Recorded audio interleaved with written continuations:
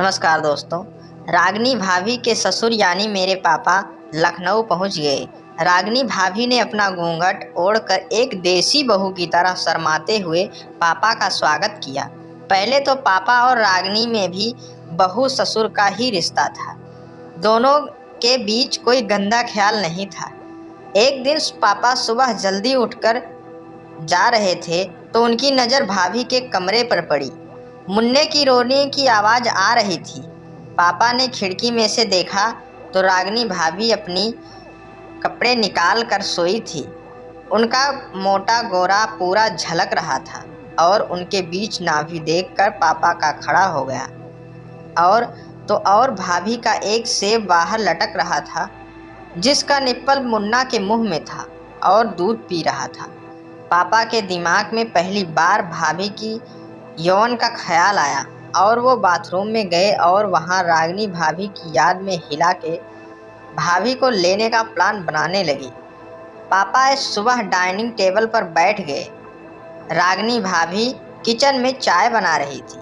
पापा घूर घूर के भाभी की मोटी बदन को देख रहे थे। भाभी को देखते ही देखते पापा का औजार खड़ा हो गया था। उन्होंने लुंगी पहनी थी और जानबूझकर लंगोटा नहीं पहना था। रागनी भाभी अपना घूंघट ओढ़कर पापा को चाय देकर मटकते हुए चली गई। अब भी रागनी भाभी पापा के गंदे इरादों से बेखबर थी। पापा घर के बाहर गार्डन में घूम रहे थे और फिर अचानक गिरने का नाटक किया और ज़ोर ज़ोर से चिल्ला दिए, रागनी रागनी बहू, तुम कहाँ हो? बहू।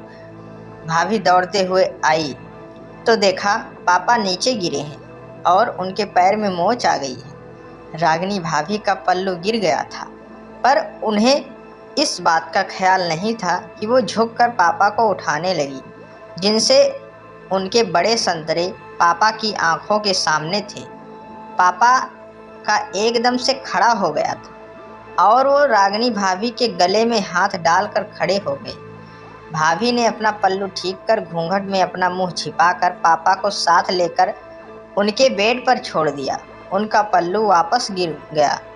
फिर पापा ने कहा, आ बहू, मेरे घुटने में चोट लगी है, थोड़ा बाम लगाकर मालिश कर दे। रागनी भाभी ने कहा, जी बाबूजी, और पापा के पैरों में बैठ गई। पापा ने अपनी लुंगी घुटनों तक उठा ली। रागनी भाभी ने बाम उंगली में लेकर जैसे ही पापा को टच किया, पापा के बदन में सरसराहट होने लगी।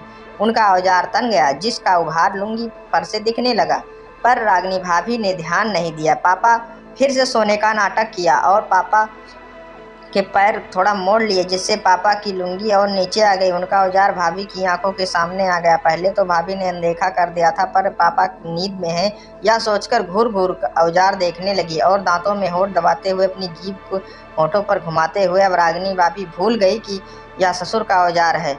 वो पापा के घुटनों को औजार की तरह रगड़ते हुए उनके औजार को घूरते जा रही थी। पापा सोते सोते अपने अंग दिखाकर मजे ले रहे थे। फिर पापा ने कहा, ठीक है बहू, बस कर, दर्द चला गया। रागनी भाभी का मुंह लाल हो गया था। वो बाथरूम में जाकर लंबी लंबी सिसकियां ली। रागनी भाभी भी पापा के औजार की प्यासी हो गई थी। वो भी पापा से मिलने को बेकरार थी। फिर भाभी ने एक प्लान बनाया। पापा अपने बेड पर बैठे थे। भाभी चाय लेकर उनके पास आकर बोली, ससुर जी, आपके पैर की मोच कैसी है? आप बोलो पापा। पापा बोलो, अब ठीक है? और रागनी भाभी ने जानबूझकर पापा के पैरों में चाय गिरा दी। ओह ससुर जी, सॉरी, मुझसे संभला नहीं गया कप। और पापा के पैरों के पास बैठकर पापा की लुंगी पर चाय गिराकर साफ करने लगी। भाभी प्यासी आंखों से पापा को देखते हुए बोली, ससुर जी, आपका बेटा मुझे खुश नहीं कर पाता। मैं बहुत प्यासी हूँ, क्या आप मेरी प्यास बुझा दोगे? पापा ने रागनी भाभी के कंधे पर हाथ रखकर उन्हें उठाया और अपने बाजू में बिठाकर कहा, मेरी बहू रानी, मैं जब से आया हूँ तेरा दीवाना बन बैठा हूँ। और भाभी को गले लगाने पर भाभी ने उन्हें रोक लिया, उन्हें धक्का मारा, दरवाजे से बाहर कर दिया और बोली, अभी वेट करो मेरे बलम जी, आप बाहर इंतज़ार करो, मैं हमारी नाइट शो तैयार करती हूँ। बोलकर रागनी भाभी ने अपना दरवाज़ा बंद कर दिया। पापा हंसते हुए बाहर बैठकर इंतज़ार करने लगे। रागनी भाभी ने अपना पूरा कमरा सजा लिया और खुद दुल्हन के जोड़े में बैठ गई और पापा को आने को कहा। पापा कमरे में आकर दरवाज़ा बंद कर दिए। देखते देखते पापा ने वह सब कुछ कर दिया जो नहीं होना चाहिए था। दोस्तों, ये थी मेरी स्टोरी। और जाते जाते यही कहना चाहता हूँ कि चैनल को सब्सक्राइब करें, साथ ही साथ वीडियो को पूरा देखें, कमेंट करें इस वीडियो में क्या त्रुटि है। आपका अपना यूट्यूब चैनल ज्ञानधारा। दोस्तों, ऐसी ही और वीडियो देखने के लिए हमारे चैनल को ज़रूर सब्सक्राइब